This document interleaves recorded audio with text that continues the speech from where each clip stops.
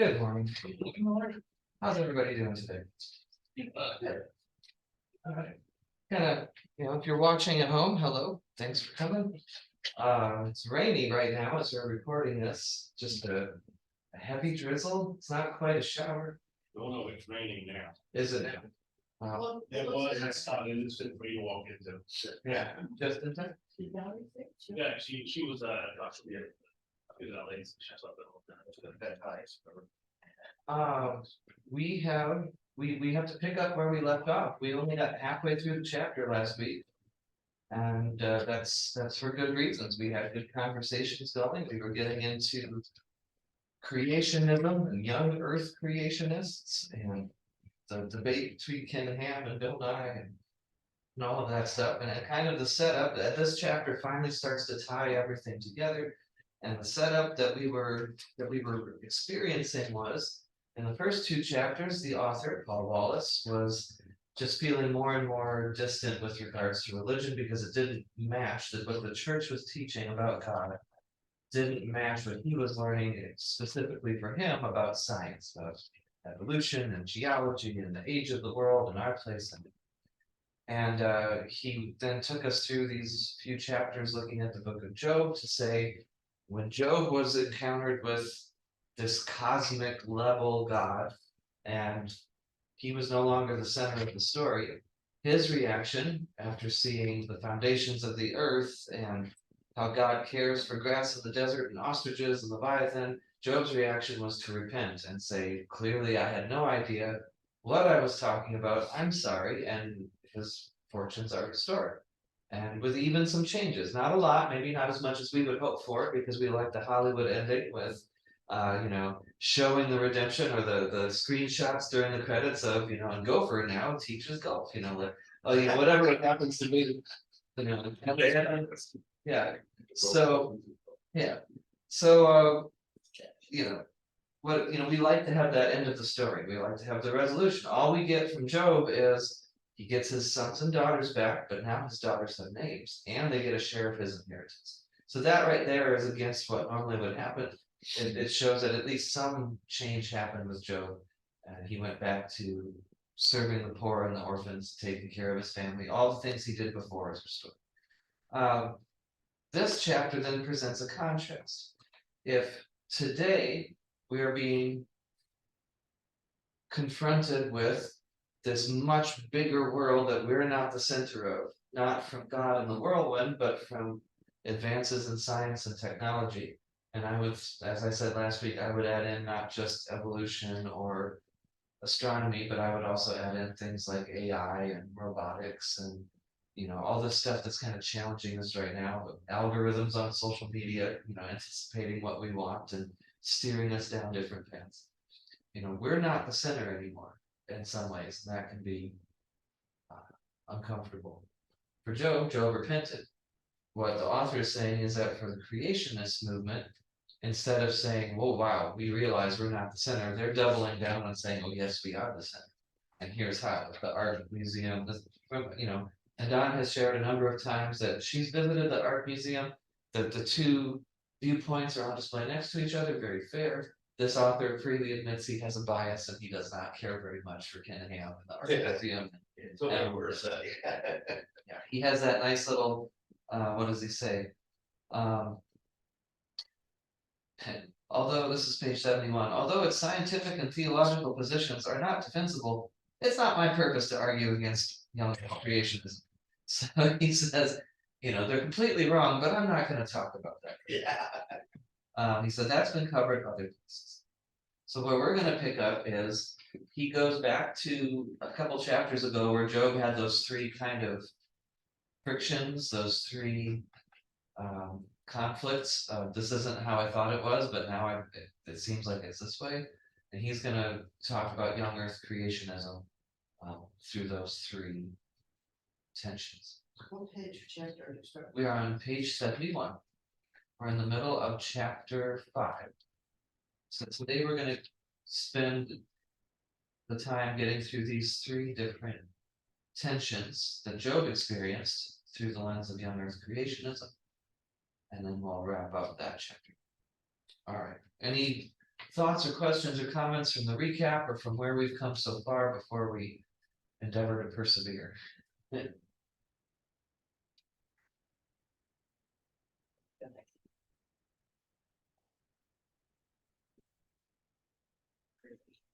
Science. Are. I think this author feels the same way.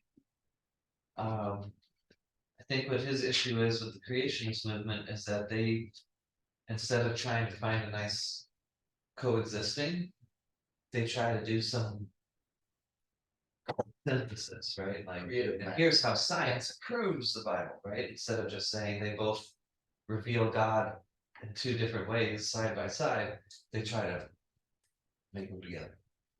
And I think there are definitely overlaps. We've talked about that the order of creation in Genesis 1 kind of fits the more or less the evolutionary arc that has been described. Humans are central in creation in that they are given special jobs, but they still get the same you are good, very good creation. They don't get anything extra. So that could maybe coexist side by side with the thought of evolution being shared ancestors, that we're all connected, that we all share something in common, whether that's DNA or ancestry. It doesn't have to be one or the other. Like, so there's ways to find common ground. I totally agree. And I think he would too. It's just you don't need to use science to prove the Bible, because that's not what the Bible is asking One for. of the things I have some angst with is they use creative math Oh, sure. and to the left, I mean, it's not logical. Yeah, we're gonna get into some of what Paul Wallace brings up is how selective the creationist movement is with some of the stuff. Now, all of us get selective, right? All of us have our go-to Bible verses, our kind of core theology, whether we know how to put it in words or not. We kind of know, like, maybe almost like what do they call the water searchers, the divining rods, right? You know when you're close or when you're not, or metal detector, right? That doesn't feel like that's how I would be comfortable talking about God. Oh, that's in line, That beat was just well timed, just like a metal detector. I figured out how to turn that off. That's okay. That's all right. So, yeah. So all of us get selective with what we pick. All of us have a bias, whether we are aware of it or not. But he's going to try to wrangle with how the young Earth creationist movement, as you said, does some math or gets selected. So we are on page 71. And the first one is experience versus tradition. For Job, that was the tradition said, if you are righteous, you'll be blessed. Right? If you follow the rules, good things will happen. That's the 4 dentists of Proverbs, right? And Job is the 5th dentist, and his experience now is I did everything right and I had everything taken away from me. So that's the first tension. And for this one, it says keeping the world safe for creations. So this first bit here on the bottom of 71 is a quote from Richard Feynman. It says, he's a scientist. He says, first we guess. Don't laugh, that's really true. Then we compute the consequences and compare the results to nature, to experiment or experience. If it disagrees with experiment, it's wrong. And that simple statement is the key to science. It doesn't make any difference how beautiful your guess is, or how smart you are, or who made the guess, or what their name is. If it disagrees with experiment, it's wrong. That's all there is to it. Okay, that's the core faith statement, so to speak, of science. So Richard Feynman, one of the greatest physicists of the 20th century, said this about science. Thing to notice here is Feynman's association of science with experience. He says scientists are typically doubting Thomas sorts. Well, I need to touch his hands. I need to put my hand in his side to believe it. They insist on grounding their convictions in certain kinds of experienced reality. In the scientific method, that's experiments, right? We're going to test this, see how it turned out against our guess. For us in our daily lives, it's more like, well, that doesn't really fit with my experience, right? And then you get into, well, different people have different experience, but still, that's our measuring, right? Another great physicist, Albert Einstein, might agree. He once said that the whole of science is nothing more than a refinement of everyday thinking. We can take this and make the not so bold move to say that everyday thinking is based on everyday experience, comes back around to the first time. Science is ultimately grounded in experience. Scientific experiments and observations are a peculiarly systemized kind of experience. That's the refinement part, but it's still an experience. You can measure it, you can see it, you can weigh it, right? So he says it's clear that our paraphysicist is onto something, so we can fairly ask, how do young Earth creationists balance scientific experience on the one hand and their received tradition of a literal six-day creation on the other? It would be tempting, given their rejection of so much science, to say that they don't bother to balance them at all. Yet this is not quite right. They do not insist that all experiments and observations are wrong. They keep what they can and are careful about the choices they make. For example, they do not argue with this amusing fact. I'm not going to read this whole section, but this one is kind of interesting. The moon's orbit around the Earth is a gradual outward spiral. Today, the moon's distance from Earth is increasing roughly as fast as your fingernails grow, about 1.5 inches per year. Young Earth creationists accept this, but reconciling this tiny slice of experience with their tradition results in strained and oversimplified arguments. To wit, this rate of 1.5 inches per year is not constant. It depends on several factors. If you are thorough and take them all into account, you find that at the time of its creation, 4.5 billion years ago, the moon was about 140,000 miles away. That's 60% of its present distance. But if one particular factor, the motion of the continents, which also move on average or by coincidence about as fast as your fingernails grow, is ignored, one is led to conclude that the moon was actually in contact with the Earth about 1 billion years ago. So if you don't take in the variable of the continents moving and how that affects the gravity and the relationship, and you just have a constant rate of gradually getting farther away, then at some point the moon was like on the Earth like a snowman, right? Like one ball on top of the other. So he said this date is long after the earliest form of life appeared on the planet. It rules out evolution as we know it, but allows for a recent creation. The moon has spiraled outward less than half a mile in the last 6,000 years. Therefore, the drifting continent factor is ignored by all young Earthers, and the world is kept safe from creations. So that's the kind of selective piece. Now, scientists, when challenged with something that doesn't fit their theory, then have to go back to the drawing board. They have to rerun their experiments, unless they're being paid by, some big companies to say, no, keep it the way it is, whether that's, pharmaceuticals or whoever. That's not science. Yeah, that's not science, that's business. Well, Like pure science is, okay, this new evidence just came up, like the whole dark matter, right, in space, that threw off a bunch of people's calculations. Well, now they're trying to deal with that. They're going back and saying, were we wrong? Did we miss something? Is there a variable? Like they'll go back to the drawing board and try to, they'll either have to find a way how it does work, or have to scrap what they have and start. it's like continental drift is something that's rather new. That didn't happen until sometime in the late 50s that we knew about continental drift. Oh, that it was, yeah. Yeah, so if you consider Christianity's been around a whole lot longer. Oh, yeah. So you now have a new science that says continental drift is happening. Yeah. And even then, when that happened, the ones that brought out the fact of continental drift, they were a couple of Englishmen, I believe. They caught, holy hell, with that. Oh, sure. I mean, all the geologists that had their own, they got their bull gourd, and so they went after these two guys like you wouldn't believe, and now everybody believes it perfectly. Right. But I can see what that theory has only been around since the 50s. Sure. Christianity's been around for Yeah, how long? this young earthy thing has only been around. I know, but I mean, Yeah.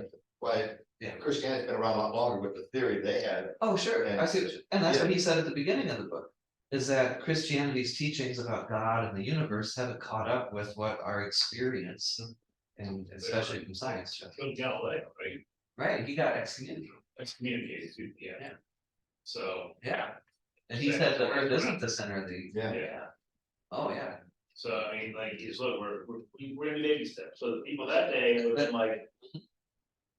he's a heretic, sent him out of the church because he said the sons and soul system. Well, we sit around at the table today and completely, totally accept that. Sure. When you And next year, or, you know, my grandkids are gonna surround the table and say, okay, you know, we accept the AI's central life or whatever, and, you know, now we gonna debate whether we should allow them to vote. I don't, you know, who's the next, who's the next, Yeah, right? yeah. What's the next step? What's the next Yeah. iteration in our scientific journey? Yeah. And we are, as a religion, and all religions are a little slow on Yes, we are. the change. Well, they're both religions, because if you gore somebody's sacred cow, whether it's science or otherwise, you're gonna be in for it, so. Yeah.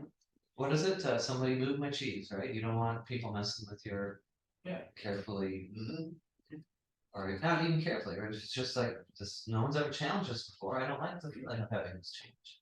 And I really like how he ties it back to Joe. I really Yeah. appreciate it. I mean, this is the mental leap. I would have never in a million years gonna make that mental leap, but it's Right. very interesting to see how he pulls that in, that Yeah, how it's there, it's apt, it's real good. that's why I kept like bringing this up, and that's why I think folks were like, well, okay, fine. Let's read it. Yeah. Yeah. No, I really, You know, the book that I'm reading talks about let brain, right brain. Mhm. And I forget which one was which, but one was more spiritual than the other one. They Right, fight- is more, Yeah, They fight each other so that, you know, the one that's not as spiritual wants to overcome the one that's more spiritual. Yeah. And so, you know, I don't know what he said about that. people with higher IQ like that, like this stuff. People who are right brained and there are people who are left brained. So does that mean one group is not very, can't be very spiritual because of their brain? not at all. so I will comment on that. So some people would say yes. Like if you're in the Lutheran tradition, all right, we tend to be a little more left brain. We're sitting here reading a book together, right? We don't have quite so much as like maybe the Pentecostals of like, you know, experiences Yeah. and emotions, like we have a liturgy we follow. It's not, you know, people getting up and testifying, you know, it's more fluid. That's gross generalizations. Within each side, there's folks that are more intellectual on the Pentecostal side, maybe. Not that that sounds terrible, right? Pentecostals aren't not intellectual, but there's a general more of an openness to the experiential. Lutherans aren't against the arts, right, or creativity or emotion, right? But we tend in our structures to be a little more studious. I think what he was saying was that Yeah, this is your brain. yeah, This is one brain. yeah, You know, and so it's. Yeah. You know, it doesn't make one side stronger than the other. It Right. just means that's your whole human being is Yeah. both left and right. it is. And you might favor one or the other. Yeah. But just because you're right-handed doesn't mean, well, I don't need this anymore, you know? Well, maybe it's changed, but I was taking teaching courses, Yeah. so with, there were tests to tell whether you were right brained or left brained. And a few of us, me included, came out in the middle. We were really screwed up. We didn't, we did Yeah. not either way. you Yeah. know. Well, when I take the personality test, oftentimes I'm like right in the middle. Yeah, that's, It's pretty much on the edge of the chart. Oh. But that is to say, for a long time, the institution of church, whatever denomination it is, says. This is the way to be a Christian, whether that's right brained or left brained. And they'll say, this is the right way. This is the correct way. And that shuts off a whole bunch of the body of Christ. And it's much messier to live with a full body of Christ, different opinions and different skills and different personalities and different communication styles and more creatives and more intellect, you know. It's messy, but that's how, I mean, when you look at what Paul wrote in multiple places, when you look at other parts of scripture, you need the whole. Like it's all of God's people. And so that's part of it too, is to ignore a whole swath of our experience of science. I think we're losing out too. Or as he says here at the end of this, the tension between experience and tradition is resolved by Yeckers by dividing the world, some pieces of experience, by dividing the world. Some pieces of experience simply must be ignored for the tradition to be upheld. I wish I could ignore certain parts of the Bible, right? There's parts that make me very uncomfortable. There's genocide, there's, you know, the weeping and gnashing of teeth parts, you know, I think, who was it has said before that is it maybe Judy has said before that she doesn't like it when Jesus gets more judgmental, right? It's much more comfortable when Jesus is gracious and loving, but it's, Yeah, you're talking about experiment, Christianity Christianity or Judaism, it doesn't matter.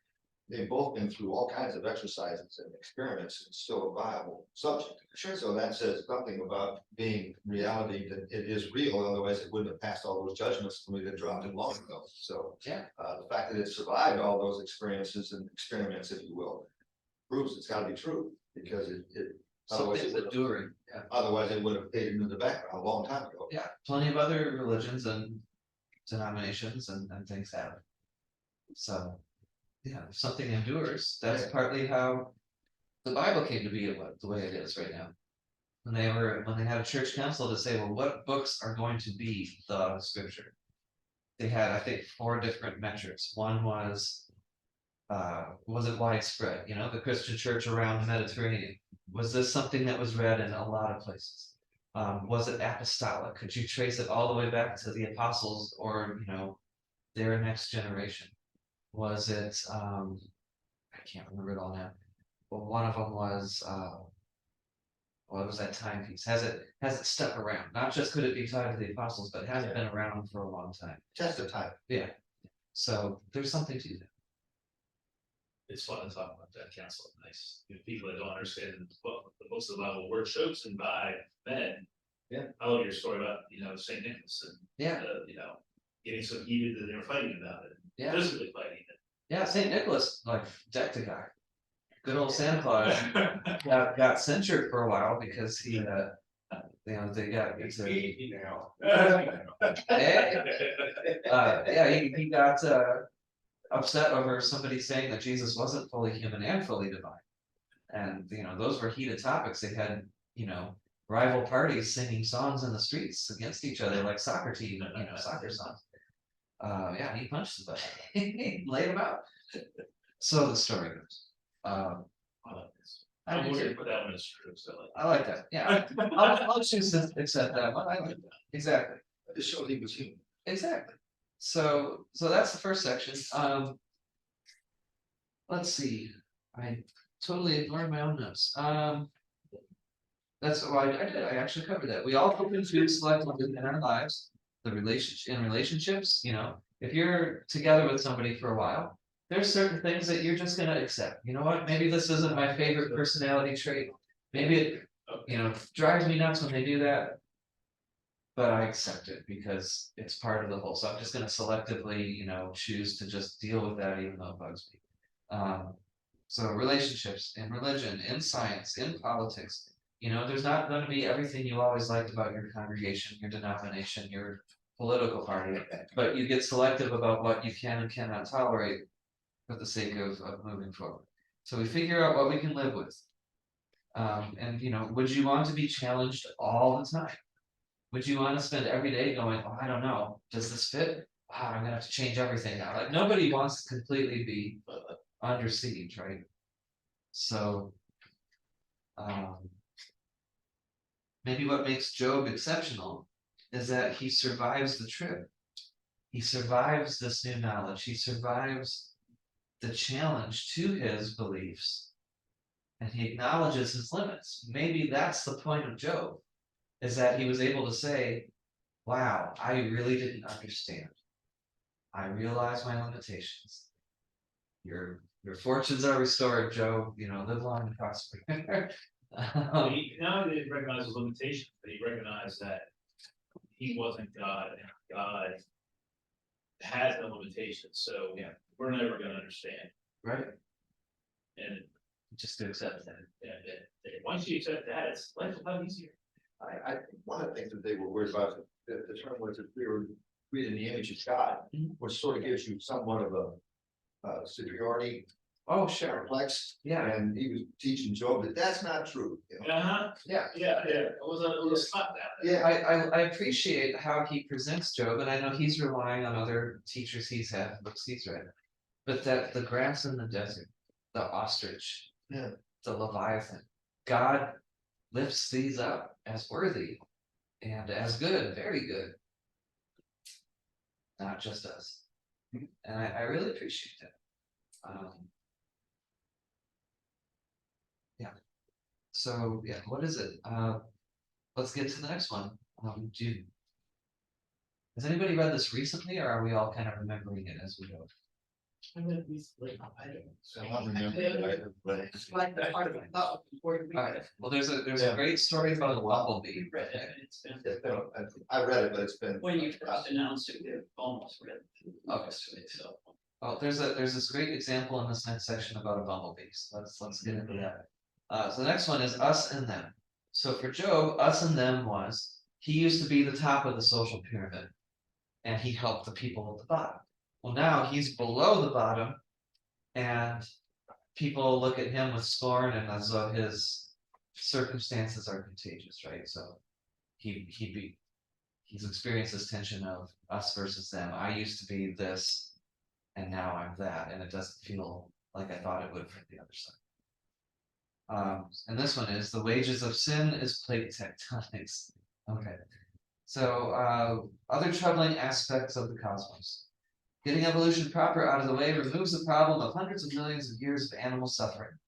But there's plenty of redness in tooth and claw to go around today. The ostrich's cruelty, the vultures sucking down blood, whose parents survive off the slain. You know, he mentions the lions and the ravens who, you know, prey on others. How do young earthers reconcile the brutality of the cosmos with a loving, life-giving God?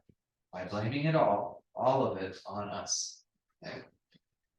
Answers in Genesis publishes a series of children's books called the Answers Book for Kids. These books answer questions kids presumably ask all the time, like, what is Satan's dominion?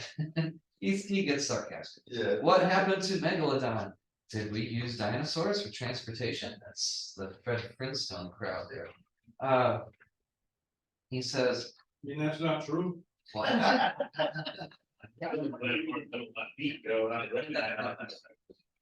He says, as arresting as these questions are, it is, did bumblebees have stingers before Adam and Eve sinned? Submitted by Heidi, age 10, that is relevant for us. Here's what Ken Ham says. Because of Adam's sin in the garden, we do not live in a perfect world. We really can't imagine what a perfect world would be like. Okay, I'm with him so far. We know there was no violence and no death. Okay, we wouldn't expect this from a loving, life-giving God. Our scripture verse, Romans 8:22, tells us that the whole creation is affected by sin, and that includes bumblebees. So when we consider their stingers, all of us wonder the same thing that you've asked, Heidi. I think it is likely that the bumblebees had what we now call stingers before sin, but they weren't used to harm anything. I am sure they weren't originally meant to sting, but because of sin in the world, things have changed. When a bumblebee reacts to us in a fallen world, it hurts. Says, I'm not a child, but I used to be one. And I'm trying to imagine being 10 years old and having someone I trust tell me that bees sting people and other animals because Adam and Eve were naughty. Okay. And I'm trying to imagine not believing that, if only I were good enough. If I would just stop stealing cookies and being mad at my brother and having those feelings when I look at my teacher, then bees might not sting us. And maybe animals wouldn't kill and eat other animals. And maybe everything would be perfect, which is the way God wants everything, including me, to be. What a strange and heavy burden. And it's not just carried by children. There's some truth in what the answer said. But what he says about thinking about it from a child's perspective. I know lots of kids have grown into adults. Have grown into adults and felt like, if I'm not perfect, then God doesn't love me. You know, or my sin is the cause of these other things. And that's a big issue. That is a very tangled issue. But that is a burden that a lot of people carry. Well, if it's like the Baptist church, if you're not repenting all the time, or being baptized because you did something wrong, they're always baptizing each other because of that. It'd be rough to get through that. I mean, Luther says every day we're supposed to die to sin and be raised to new life. So every day you cast off the sin, you turn away from it, you try to turn back to God, try to live your new life. I see some parallels there, but that's framed in a sense of opportunity, of fresh starts. Other times it could be framed as you screwed up, you need to, take care of that or else, right? There's a different connotation to it.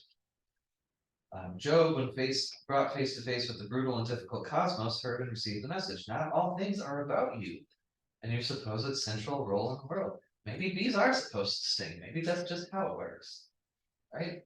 There are things you do not understand. There are needs you have never considered. There is suffering even you don't know. Having accepted this divine communique, delivered with total clarity, Job straightway repented in dust and ashes. But here is a group of Christians who, when faced with the same suffering cosmos, double down on the anthropocentrism, right? The humans are the center, to the point of pathology. This is extreme, even obsessive, human-centeredness. Not only are we responsible for moral evil, we are responsible for natural evil too, even death, all of it.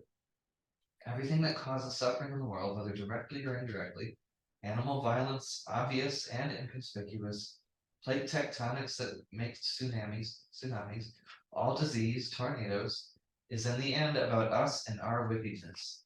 There is no them. There is nobody lower than us. It's all us. So on the one hand, we could wrestle about sin and its repercussions. I had a teacher who said, never underestimate the pervasive power of sin. You know, there's unintended consequences that ripple out from our choices all the time. There's systems of sin, right? We do have a lot of responsibility for the issues in the world. We talked about that in the Satan and Devil study back in Lent. Remember, it wasn't just the devil doing things. Our choices have consequences. But when you come at it, when you zoom out to the Job level and say, if we think it's always all about us, not just that we're the center of the story when we're the heroes, but we're the center of the story for all the bad stuff too, then he's saying that we're missing the lesson that Job received, that we are not the only players in the game. We're not the center of the story. So that's his point there. This one is harder for me to wrap my head around. I see what he's saying, but I don't know exactly what to do. I said this really brings the theme of the anthropocentrism, right? Human-centeredness into clear focus. And I said, I feel like this is really important, but not entirely sure what to do with it. Do you have any ideas? Except that we're not the center of the universe. Right. Of God. I mean, God's universe, like we're not necessarily the center of it all. And God's saying that in Job, Right. right? The blade of grass, the ostrich, the Leviathan, they're all part of my plan, all part of my creation. Yeah. And you're part of it too. So you're loved, you're part of it, I care about you. Yeah. But you're not the center, and everything serves a purpose. So the wages of sin is death, right? That's what Paul says. But thanks be to God for the victory through Christ. Sin and our sin plays a central role in our salvation story. Does our sin, and our sin has a ripple effect on the environment. I mean, look at Lake Erie on fire, right? Or the Ohio River on fire back in the 70s. Right? We can have an impact. But not totally. I mean, the ostrich has its own effect as Okay. well. Yeah. So everybody has an effect on. So are we giving ourselves too much credit? Yes. Yeah. Yeah. I'm saying we should. So, but that's just it. That's the part I wrestle with. Is I know we have responsibility, right? That was our job, was to be caretakers, right? To have dominion in a custodial way. But where's the, how much responsibility do we bear? We give ourselves too much credit. Look at World War II when they sunk all the tankers and all the supply ships and all the fuel and you had all that oil floating around. I was watching something the other day when 1943 in Italy, when they blew up a ship and we had some mustard gas on it, killed a bunch of people, and there's oil that thick floating in the bay. What Mother Nature do with it? Turn it into reefs. So what I'm trying to say is that we have some effect to this world, but not total. Everything else is also working on it at the same time.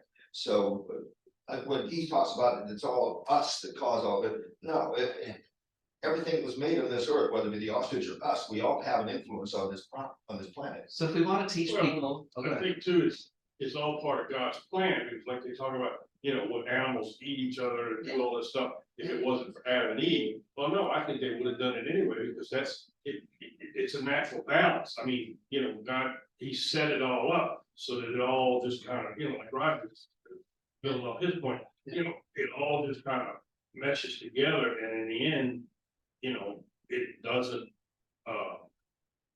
you know, it's the way it's supposed to be. Yeah.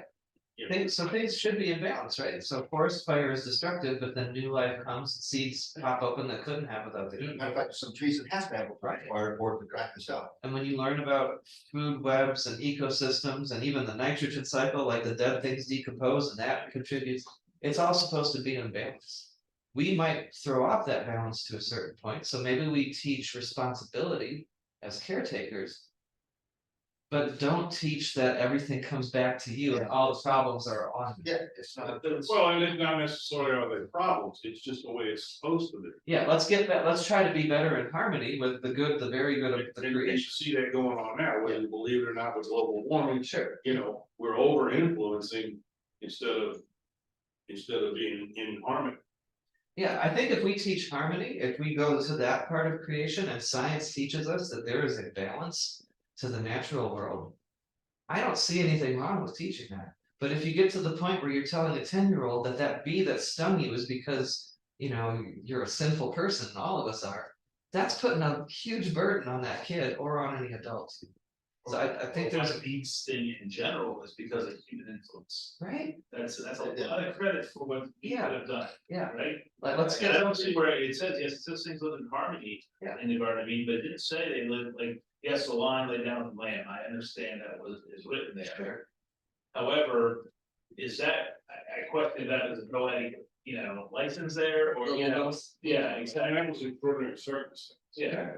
But you know, you have too many deer, you end up with a disease to kill them off. You have too many. And that's into your lifestyle. Disease that kill them off. There has to be a balance. That's what Otherwise, yeah, that's the point I was trying to make. I mean, it was set up so that. Yep. You know, in the nature of things. Don't kill all the wolves, Yeah. Yeah, right? they found that to be true, you know, Right. and too many Yeah. other, the balance of nature gets thrown off, so it has to be that way. Yeah. So I think it was in the divine design, the first part, it has to be.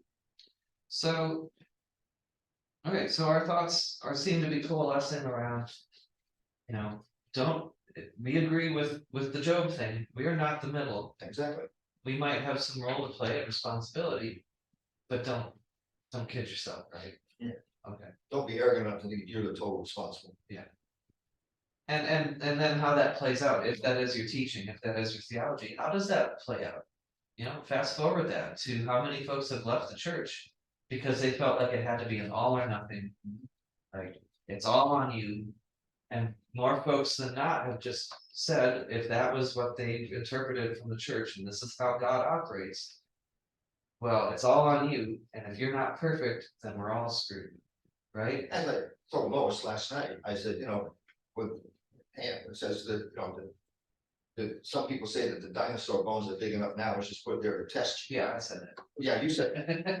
to me, if that's the case, I don't want a God like that. Right, right, He's not a nice guy, I don't, you know, No. told him practical jokes, I don't need that kind of thought. right. but was So- that what he did to Job?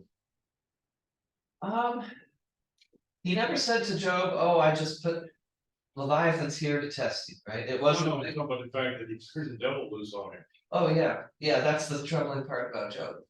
I mean, great, it works out in the end, but. I guess that's why Job is, I mean, is more of like a fable. That's yeah. Now Leroy, I will say, hey Leroy, Leroy shared in an email that there is a passage in Ezekiel that references Job and a couple other folks. I can look it up in a minute, but let me find it. Okay. You got it. Well, you don't have Leroy's email. Yeah, he's not a good doctor. I know, here it is. So he said. I couldn't help but point out, Job is mentioned in Ezekiel 14:20. It's a short reference, but it gives the feel of Job being a real person. Maybe Job was a real person, but the story grew, right? Like John Henry was probably a real person, but the whole steam engine, you know, race maybe has been embellished over the years. How many Jobs have been for those centuries, though? People that have suffered unnecessarily, right? So many people have suffered unnecessarily, and I mean, and did restore their force because of the type of people they were and worked hard and came back, so. There's a lot of references in Paul's letters and beyond that say part of being a Christian, Jesus says it too, blessed are those who will be persecuted for my sake. Right? So there's never a promise that there's, you'll have a lion and lamb life, right? That there'll be no conflict, no stinging bees. You will experience persecution for the sake of the gospel. If you're out there living that gospel life, if you're, trying to live as Jesus lived and love as Jesus loved, you're gonna, Jesus got crucified. You might, not just might, if you're doing it right, you'll be bearing your cross too, right? Jesus says that. So if you're doing Christianity right, you're gonna experience persecution. Well, I think that's the problem we have today, is I don't think that's the case, I think everybody's just. There isn't any, I mean, you're a Christian or you're not, nobody, for a better term, gives a damn. Well, that's one of my things I'm gonna do in youth group today, is we're gonna hang up the Christmas on the tree. And do a little service project, have them help, we're gonna talk about what the different symbols mean. And then I'm gonna say, okay, each of you is a symbol, right? Maybe you're not wearing a cross necklace, but you're supposed to be an ambassador for Christ. You're supposed to be living your life in such a way that folks can't help but notice you're Christian. They'll know you're a Christian by your love, right? So it's really easy though to just be incognito. Like you're not monks and nuns, you're not going around, you're not wearing one of these, right? You can go under the radar. You don't have to put your faith on display if you don't want to. No one's looking for it. So we're gonna talk about that. Part of it, it's gonna be harder for them. Oh, yeah. I know for me in the workplace, I have to balance referencing anything Christian as a professional and as a supervisor. Yeah. It's, there's a balance there that even talk about your church. But you can show it in how you react. Absolutely, yeah, no, absolutely be a good person. I think that's always the right. For instance, I've said this before, when I was working, my boss would not ask me to do certain things. Right. That he asked other people to do because he knows I wouldn't do them. Right. So he never asked, but I didn't say that, that I couldn't go around putting my religion on my sleeve, I didn't do that, but the way you react to things. Yeah. Tells that there's certain things you will not do. Part of what you're saying, Darren, is because of folks like this, who it's gotta be all or nothing, our way or the highway. It is, there's this weird But there's a vast majority of Christians are sitting around having these Yeah. conversations. completely. Much more so than the YECers or the Yeah. people that have their YouTube channel or Yeah. have the podcast, right? Right, The vast majority of us are searching for answers and willing to have a conversation. I agree. And not yell, hopefully they can stop yelling past each other if we have a slightly Yeah. viewpoint. And so hopefully our kids can go out there and live a faith Yes. that is open Mhm. and public Mhm. and not be, I'm gonna use the term, I don't need to be persecuted for it, because yes, we're not being persecuted in the sense, That's what I'm saying. but There's a You're going- reaction. yeah, that reaction, like, I mean, how to help someone if, you disagree with someone on Facebook, well, then, my God, then it's, you're an idiot, you're a friend, and all this stuff like that. Yeah. It seems stupid to those of us in the room, but it matters to those kids a lot. Yeah. So how can they balance having a faith Mhm. in a world that's going to tell them not to? Can they have a faith that says, I'm not like the people who dropped $60 million to prove that the Yes, earth was created in 6 days? I have a faith that's open, that's curious, that's searching, that wrestles with the hard stuff and that tries to love other people. That's what we're trying to teach each other and our kids. But it is hard. In the world we're in right now, everybody's reacting to everything. And the bigger the voice, the more pushback there is. And so the big voice is the one with the big money, who's building museums, who has YouTube channels and who has. that's not even the big money, they're the outliers too, I think they just, leads and leads, right? Type of situation, so they're the fringe groups are always leading. The big money's in the day-to-day churches across the country, as a general body. Maybe if you pull it all together. Yes, as a general body, I'm saying, Yeah, and the most influence we can have is, Yeah. Yeah. our Sunday schools talking like this, and yeah. So somebody might drop $60 million to influence a building project or a law. Mhm. But there's way more than that in these rooms. yes. Is that what you're saying? Mhm, Yeah, absolutely. but we're not using that capital. And we're not vocal, we Yeah. accept the fringe groups talking for us. Yeah, we do. Which Yeah, is I guess- unfortunate. I And guess both that's why sides, and that's both sides of the argument Yeah. like that too, because Yeah. a lot of people on the other side of the debate, when I call the other side of the debate. Yeah. That would sit here and have this conversation with us Sure. in a civil manner and probably like, They're talking like, Yeah. we're talking like this, my Reasonable people talk people. together. All right, It's frustrating. I'm not stretching this out to a third week, so let's knock up the last Sorry, one. No, this is good, this is why this book has been great. One last statement, Jerry Falwell, when I was in Pittsburgh, he had these pianos, they were little, Yeah. doves, and it said one way. Yeah, and so here again, So you there's ways that to, way, you're on the highway. there's ways to interpret it, Jesus is the way, okay, as Christians, we But say that's this not is what the he- way to salvation. But other religions aren't even talking about salvation. Or, if you go up to somebody and be like, you're wrong, that's a great way to start a conversation. Well, I was in. Well, that's what troubles me about some of these religions is, Yeah. Like Rodney said, it's my way or the highway. And nobody can live like that. I mean, we all make mistakes, we all have issues. And, that's what God's grace, Right. teaches us is that, we're forgiven, for these indiscretions. But Yeah. some of these religions, it's like, oh, one strike and you're out. Yeah, as an outsider, when I saw that one way, I didn't see it as God, Christ the way. I Right. saw that you do it my way or you're the highway. Exactly, and that's If you why don't do it people, what I think you're out the whole. that's why so many people like throw a party when one of these big names who are saying this is the only way have a fall from grace. All right, last part. Models of God. So Job's was that God is just like me, right? God is also like me, benevolent to the lowly people. And then he said, wait, why is this happening? Okay, rigid and sentimental perfections. So the Yecker's model of God is just like classical theism, right? Like he talked about in his Catholic school upbringing, infinite, omnipotent, omniscient, self-existent, but it doesn't stop him from talking as if God is basically like us. When it comes to creation, he speaks of God designing and building the human body like an architect. God is compared to an artist.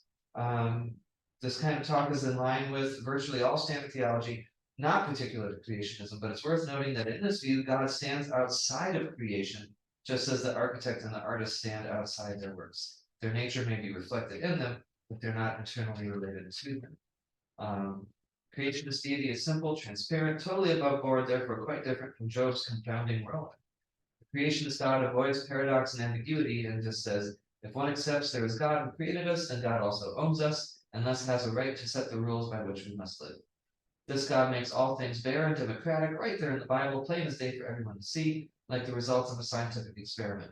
It is inevitable that evolution would be invisible to one who sees God as fundamentally forthright and plain dealing. God made it, it's done. God started the ball and it's rolling. God, evolution would imply that God still has fingers in the midst. It's, God as organic is difficult because then you can't be the one in control of the message, right? If God is, there's a line from Lion the Witch in the Wardrobe where Aslan comes back to life and he's romping around with the two girls and they said it was like playing with a kitten and a thunderstorm at the same time, right? It's completely, we are not in control of this guy. So he says, as I read about Heidi and the bees, I began to wonder if Ham's God is maybe a little angry. What other kind of God would crack the earth and send tsunamis because of human mistakes? So he kept digging and he said, there was a question, and then one of the organization's first definitive statement about God is angry with us. They just say it. Why? Because we are suppressing the truth of literal six-day creation. Okay, so God is angry. This is not smack talk or the surge of the whirlwind, it is swollen indignation, full bore divine rage directed at anyone who disagrees with their view. But then he has the sentimentality of this loving, life-giving God. It doesn't fit, is the long story short. That God is loving and life-giving, but God is angry with us because we don't believe right? It's this weird mixture of things. So God isn't like me. That could be throwing us off, right? Last bit. He says, perhaps Ham. This is page 77. Perhaps Ham and company just follow young Earth logic further than others care to. A lifting of the burden. Ham and company are not the only ones who have felt the exacting eye of God upon them. Job says, what are human beings that you make so much of them that you set your mind on them, right? Next page. It seems to me that anyone who believed God was reading her thoughts, waiting for her to fall outside the boundaries of strict six-day creationism or any other narrow doctrine would get tired also. She might follow Job's example and give God a piece of her mind, but she might not. The watcher of humanity has set the rules and they are plain. It is for her only to obey and be watched. Where else would God look? only us, we're the only ones that matter, right? So. The younger theology, the divine model is easier if you just go with it, you know, that's what they're saying, just go with what we're telling. Man, we're out of time. All right, I guess we'll have to finish this section next week, but we will get into chapter 6 next week. So we'll wrap this up, his concluding thoughts on this, and then we'll get into chapter 6 before our winter break. Thanks, everybody. We tried, but good conversation. Thank you for the sharing as always. Folks at home, keep sending your comments in.